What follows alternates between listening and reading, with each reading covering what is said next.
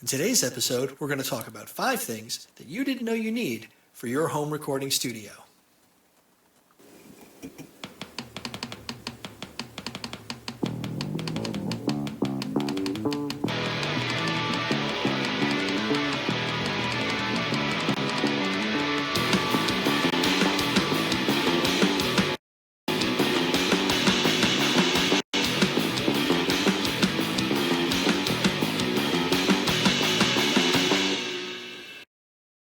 Okay, and welcome to another episode of Make Loud Monday as I fumble with the controls to turn on my microphone. So today we're going to talk a little bit about some of the things that I think are indispensable for a home recording studio.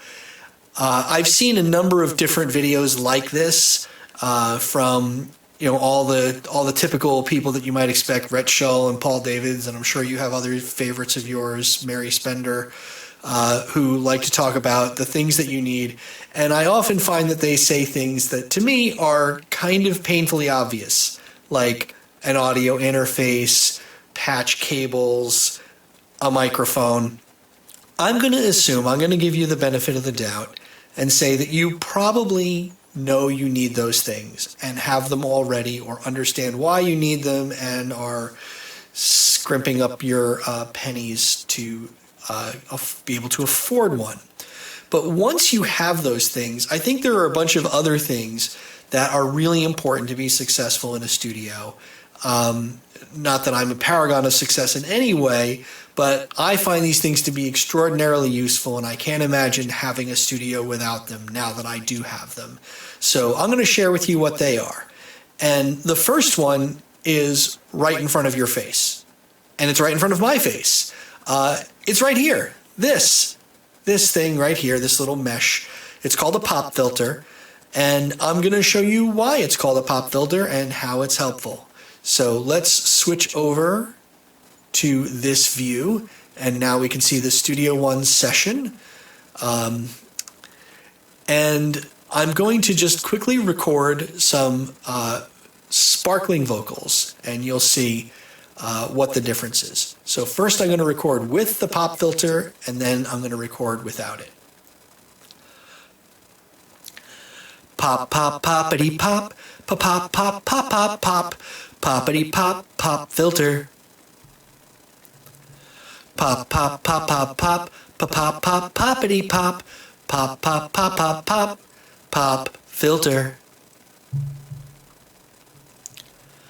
So hopefully you could see the difference here. We'll zoom in a little bit on these waveforms, and you'll see that there's these enormous spikes here.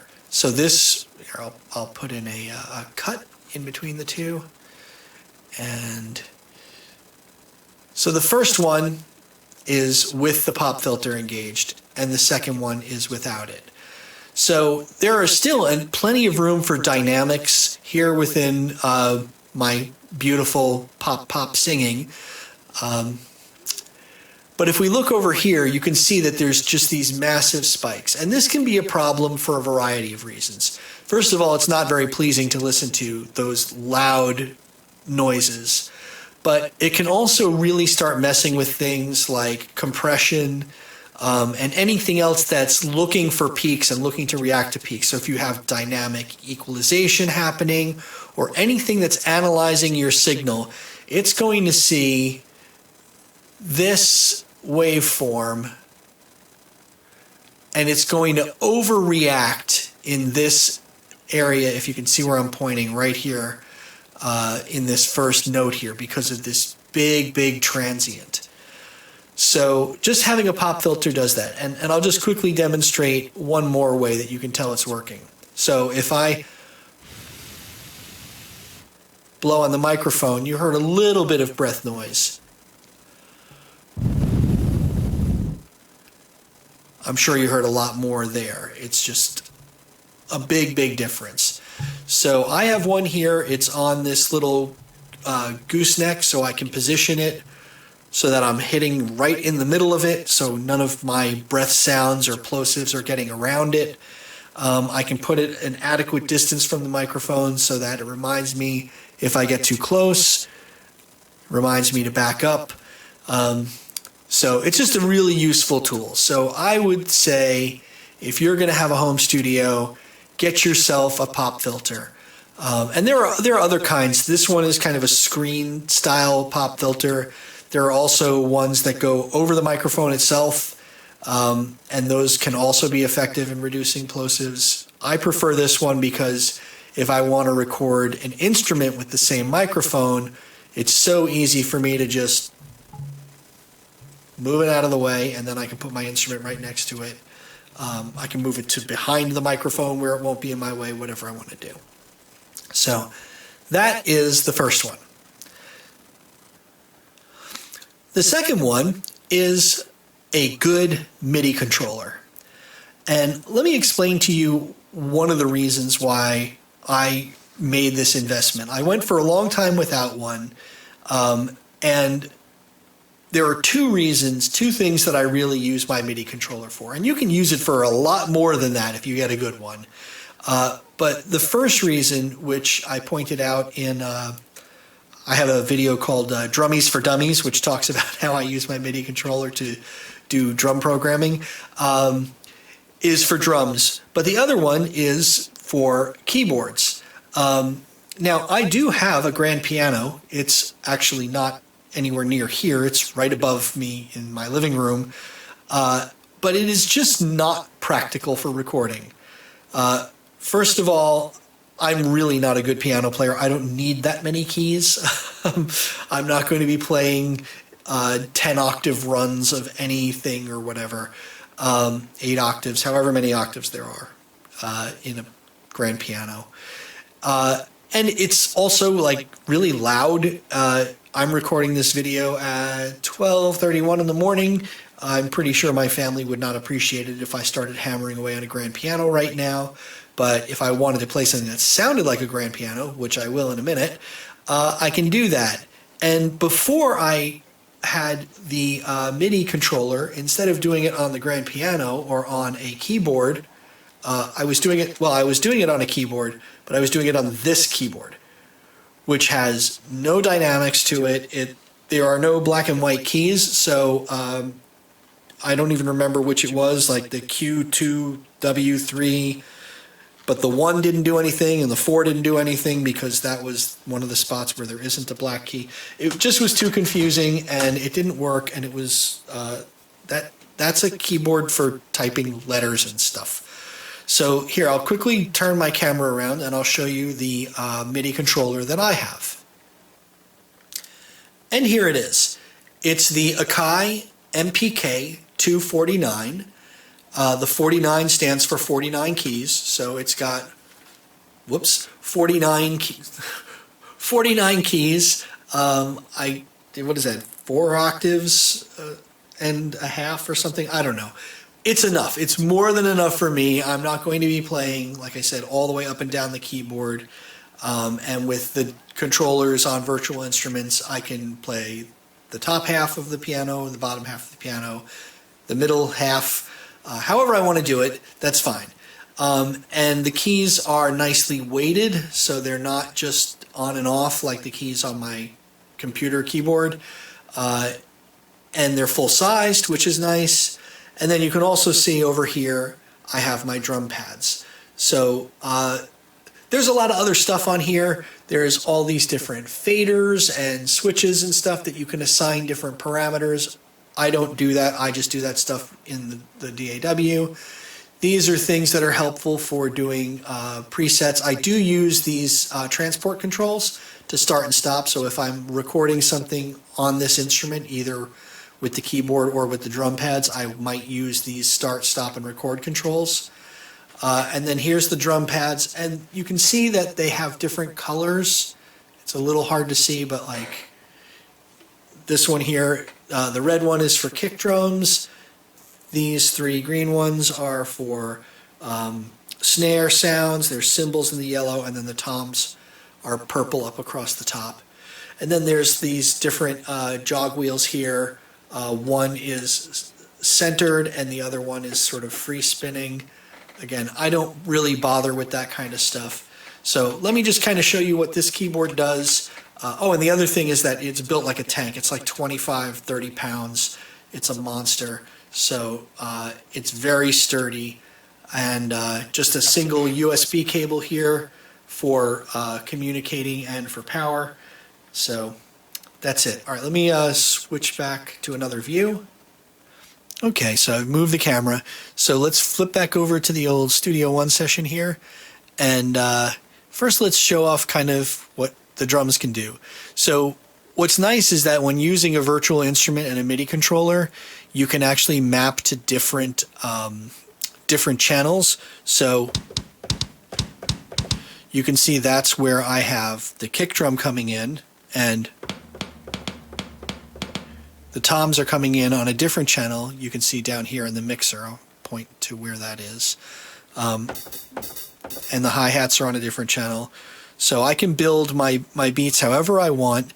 And the way I used to do this, at first I had this nice Alesis drum machine. It was a really cool drum machine. It did have the touch-sensitive pads, so like different sounds, and not even just different volume, but they actually have, if you really listen to them carefully, they have kind of a different sample.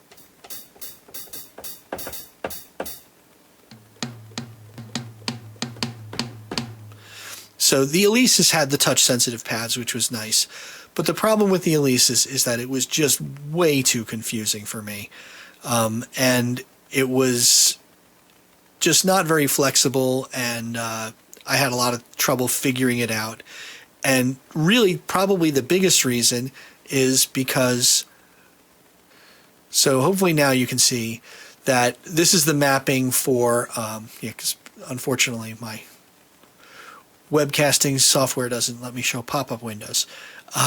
So here's all my toms across the top, which matches my purple lights. Then here's the different cymbals. Here's the snares, as I pointed out. Hi-hats are over here. Ride cymbals there. Kick is there.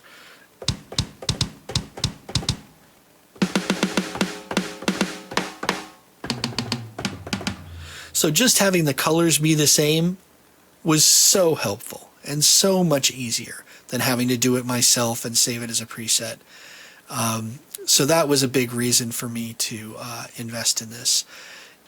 So in between having the Alesis drum machine and this, I did have the Digitech S drum pedal, which was great, but it just wasn't very flexible because you were kind of relying upon patterns that were programmed into the machine, and they are great patterns. It's a great pedal. If you're just starting out with songwriting, I would recommend it 100 times over. But now I like to have a little bit more flexibility so I can come up with different drum fills that I can use at any time that I want to. And then if I want to put in any sort of keyboard sounds, then I can do that too. So I can have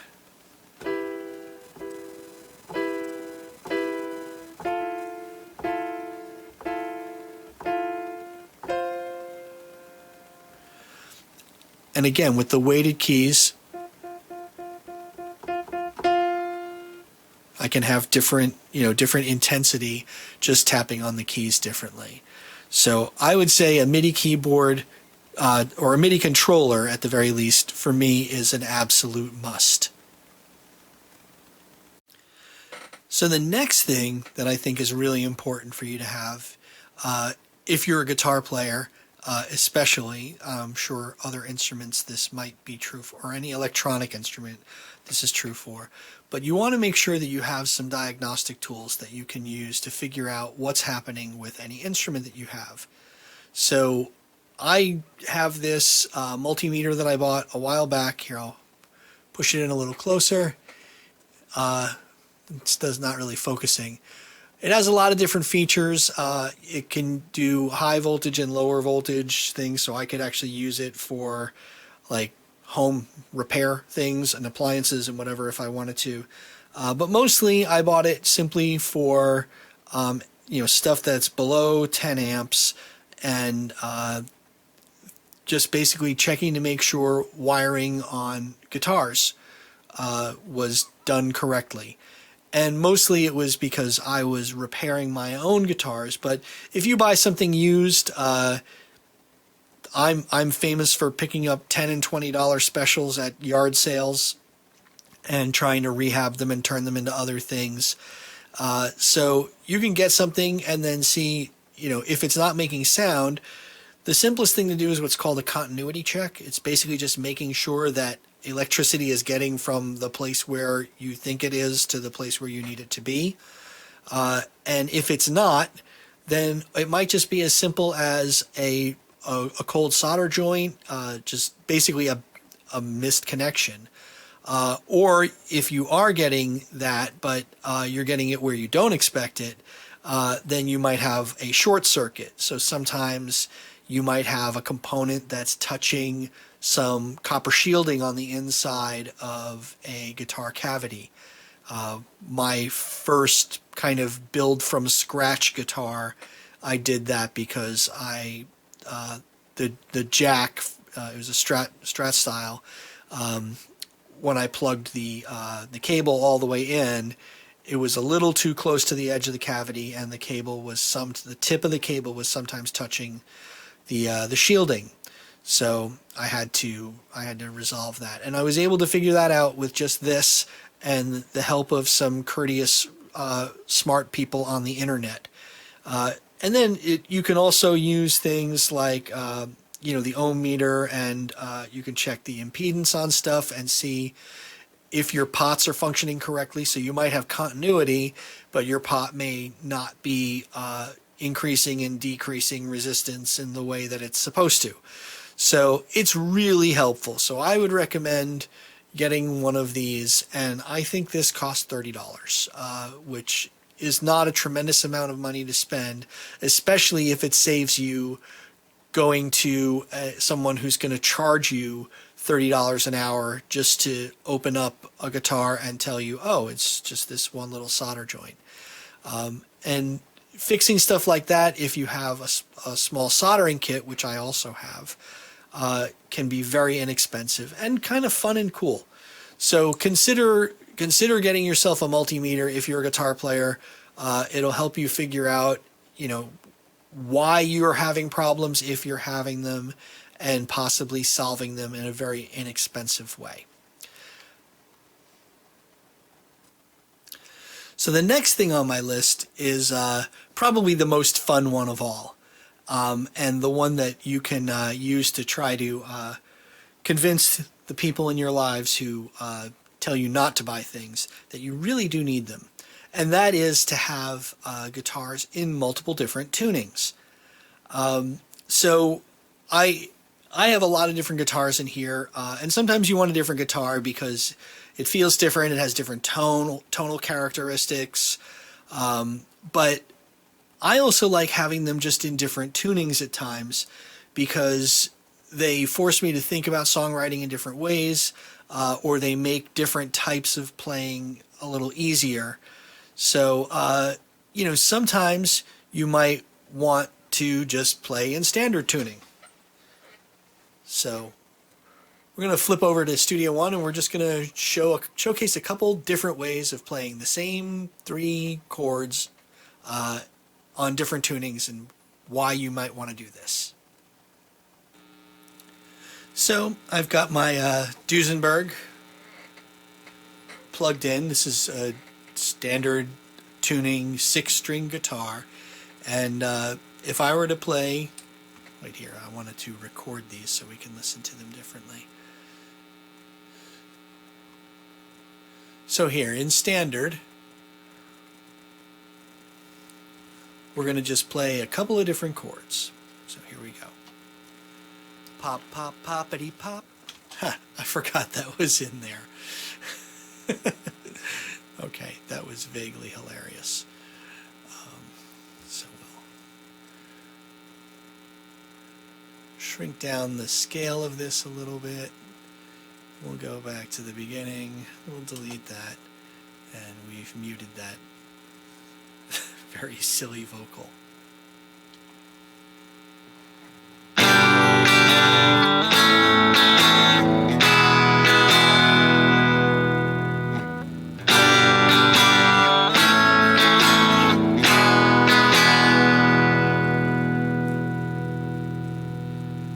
So just very simple G, A, E progression.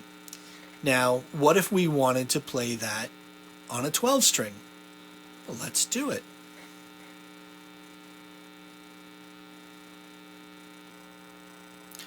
So we've got 12 string.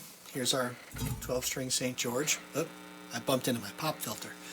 And we're going to do the same thing. We're going to play those same three chords. I've got the ridiculous vocal muted, and I've also got, hopefully you can see the guitar track, the Duesenberg, the standard 6-string. This is also muted. So we're just going to record this right here on the 12 string.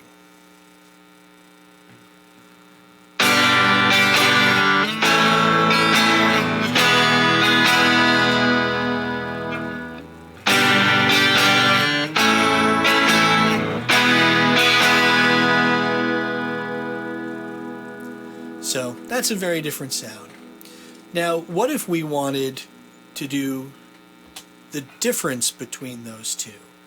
We could use a high-strung guitar. So I just happen to have one of those. Let's switch over to it. So here's my Hello Kitty guitar, high-strung, which means basically that this is the other 6 strings on a 12 string. So the E, A, D, and G are tuned 1 octave higher. The B and the high E string are the same. And what ends up happening is you get just a very different sort of chimey sound. So let's play those same 3 magical chords. Again, everything else muted, and you'll hear how this sounds different.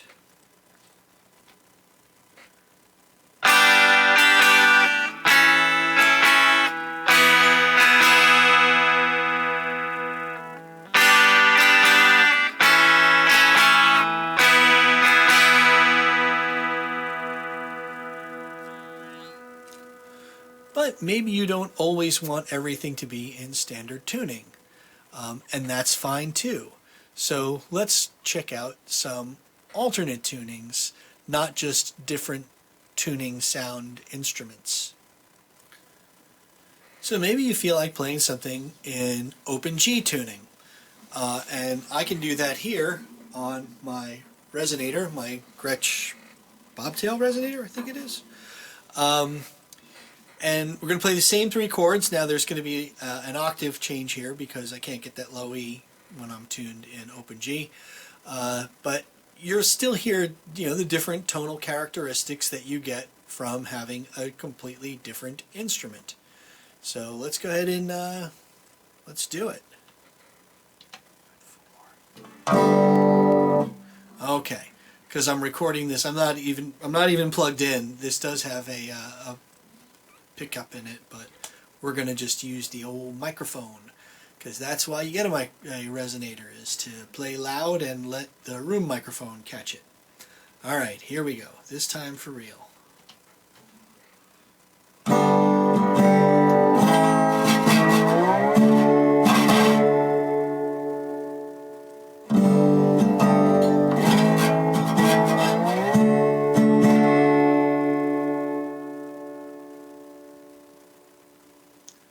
Way louder.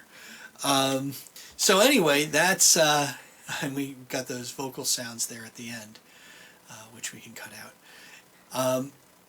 So that's another opportunity that you have, and you can play in lots of different styles of open tuning, and you can play with a slide. I'm playing backhanded slide because if I try to do all 6 strings from below, I always make horrible screeching noises. But I also have, and so should you, a lap steel in a different open tuning. So let's get that out. So got my lap steel here.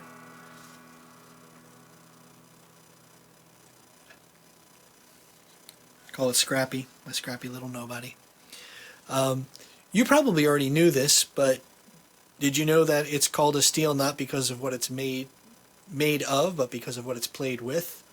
This heavy steel bar, or I don't think this one's steel. I think it's brass and nickel or something. But this is called the steel. So the other one is made out of a metal, and this one is played with a big piece of metal. So we're going to play those same 3 chords again, and somehow this thing seems to have gotten a bit of a growl to it. It's not clipping at all on my interface, and I don't have any overdrive engaged. It's on a clean channel, same as before, but you're going to hear a little grit out of it. But that's cool. Again, that's why you have different instruments. So let's play those same 3. Again, everything else muted. Oops, and that was it. This is, I forgot to mention, I'm playing an open E tuning, so let's make sure that we start with the right chord.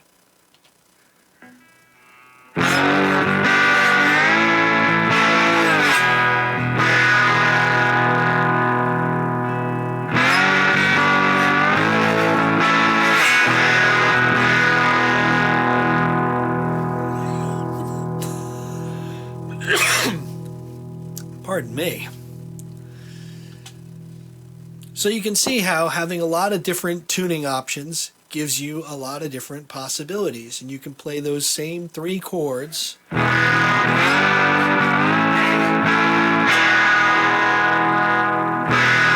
It's a weird sound.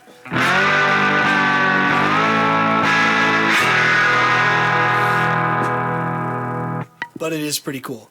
So having guitars with a variety of different tunings gives you a lot of different sonic possibilities.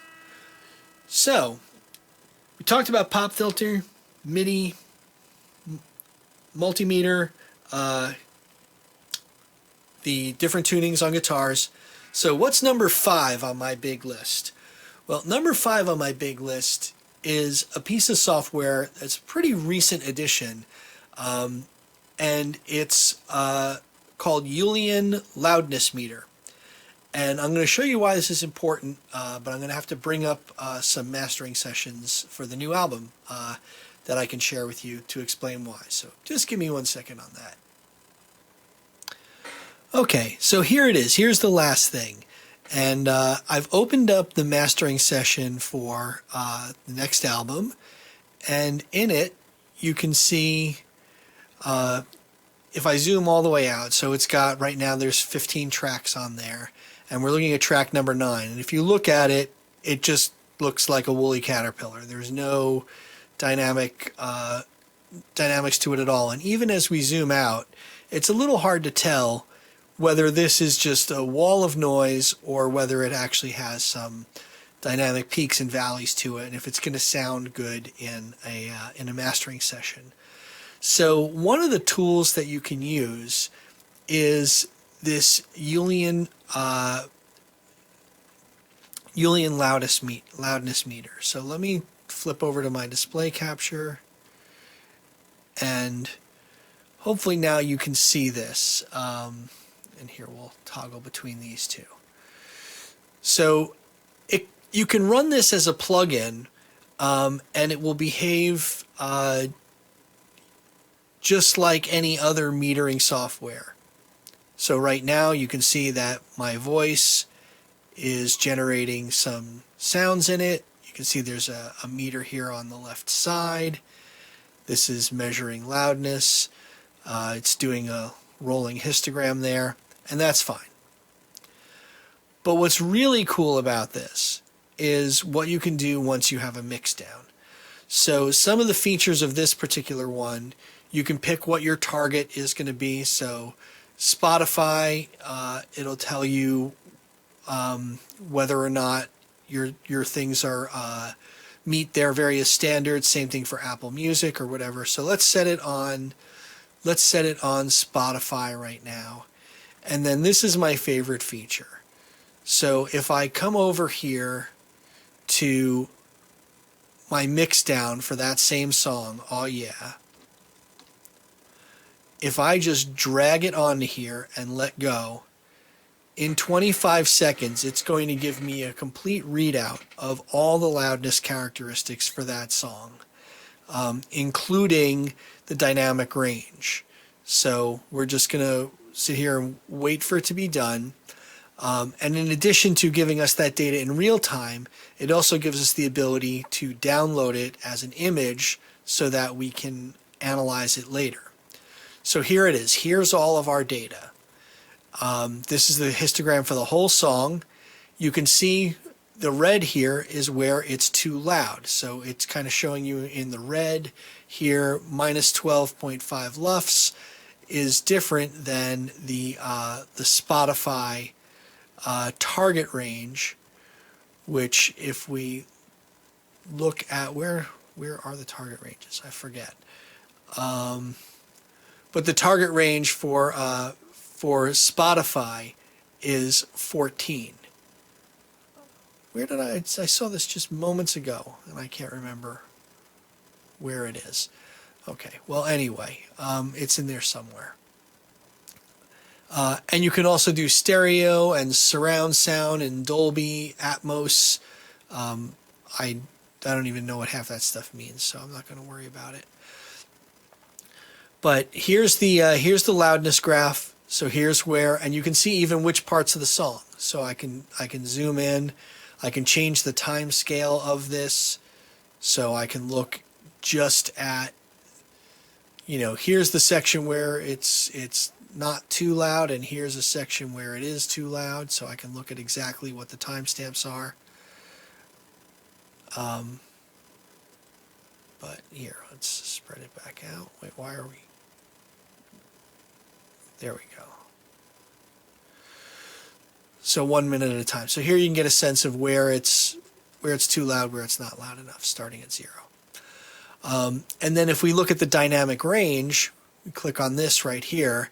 So it's put in these dashed lines, which is kind of what your target for dynamics is. Anything less than covering this span is where you're getting kind of that wall of noise and you're not getting appropriate peaks and valleys that keep your sound interesting. And so we can see that this song seems to conform. There's a couple spaces where it gets a little narrow, but that's okay. And then at the end, what's cool here is that you see these high peaks. Well, that's where the dynamics are high. The song actually gets louder at the end, but it's consistently loud, so the dynamics is less. And it's really helpful to look at. So if you want to just another analytic tool as you're looking at your mixes to try and figure out, is this going to sound good, on the album, on Spotify or whatever. And here if we pick Spotify loud, you can see that the parameters are different. So now negative 12.5 LUFS is not too loud because it's the loud one, I guess. There's plenty of dynamics all the way throughout because that's obviously expecting more of a loud signal. And if we want to take a look, here I can show you, here's where I have my loudness meter charts. So I keep them all in here. So we can look at this particular one is for a different song. As soon as it opens, it takes a minute. Very, very poor graphics on my computer here, but it'll come through in just a minute. So when it comes through, you'll be able to see what the full dynamic analysis. So here's the loudness, and you can see that at times it peaks above, but this one actually comes in below the integrated loudness. I guess maybe it is a little high. But there's times where it peaks above, so that there might be some clipping, and you can see those are also the sections where the dynamic range comes down. So it's just a great way to take a look at what your songs are going to sound like. Take a look at what they're going to sound like. That sounds crazy. It sounds like witchcraft. Trust me, it's not. It's really cool. Okay, so now after that fumbling about, you can see. So those are the 5 things that I think every home studio needs, including someone who can coherently give a video at the end. That might be the 6th piece of the secret sauce. Incidentally, your pop filter does nothing for sibilance, so when you say 6 elements of secret sauce, you still have to apply a de-esser. Otherwise, it's going to sound very essy.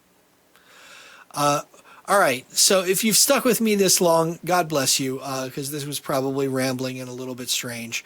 But I just wanted to share with you, some of my thoughts about 5 not so obvious things that you might need in your home studio. If you like this content, hit like. If you want to subscribe, hit subscribe. If you want to make a sandwich, go make a sandwich. Until then, have a wonderful, wonderful day. Take care of yourself. We'll see you soon.